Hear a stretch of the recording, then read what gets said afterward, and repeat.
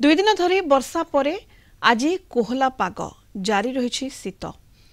सुंदरगढ़ जिला बणाई अंचल में दुई दिन है लघुचाप वर्षा जारी रही बेले आज अल्प वर्षा होउछि। रास्ताघाट में अल्प लोक जावासवा करुछंती। मेघुआ पाग बंद हेबा परे शीत बढ़िबो बोली अनुमान करा जाउछि। मेघुआ पाग रही दुई दिन धरी हल्का वर्षा हेबा परे आज कोहला पाग रही। सुंदरगढ़ जिला बणाई अंचल में दुई दिन है वर्षा जारी रही।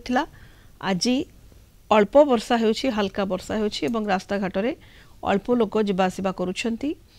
एई मेघुआ पाग बंद होला परे जाई शीत आहुरी बढ़िबो बोली अनुमान करा जाउछि। अधिक सूचना पे सत्यनारायण मिश्र बणाई रिपोर्टर जोड़ी होती सीधासलख। सत्यनारायण, दुई दिन धरी हल्का वर्षा होता, कोहला पाग मध्य जारी रही, शीतर केमती प्रभाव रही सेठारे?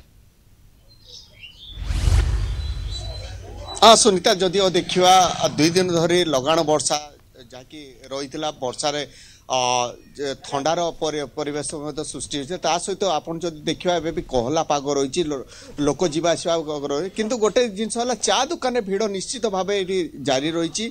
आउ गोटे कथा शीत शीत जदि आम कह शीत ए निश्चित भाव तार प्रभाव अच्छी, किंतु आगामी दिन में प्रभाव देखा मिलूँ सन्देह करा किसी जन आम पाखे अच्छा शीतर कौन प्रभाव रही कौन नहीं आप कहले शीत केमती लगुच कौन आगामी दिन में कौन प्रभाव रही? ठंडा तो माने 3-4 दिन आगु बहुत जोरे ठंडा होता, किंतु ये मेघुआ टे ठंडाटा कमी जाइए।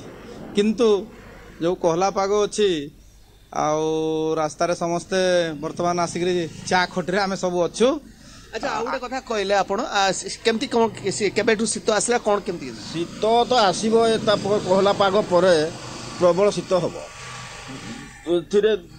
लोकंर अवस्था बहुत खराब हो। अच्छा, जदिओ देखा आपड़ जदि गोटे कथा कहतु शीतर प्रभाव ए अंचल केमती रही पूर्व आमती आगरे शीतर तो प्रभाव थिला, वर्तमान कोहला पाग जो शीत टे कमी जाइए। ना जो बणाई अंचल तो बण अंचल तार सब ठंडा एरिया।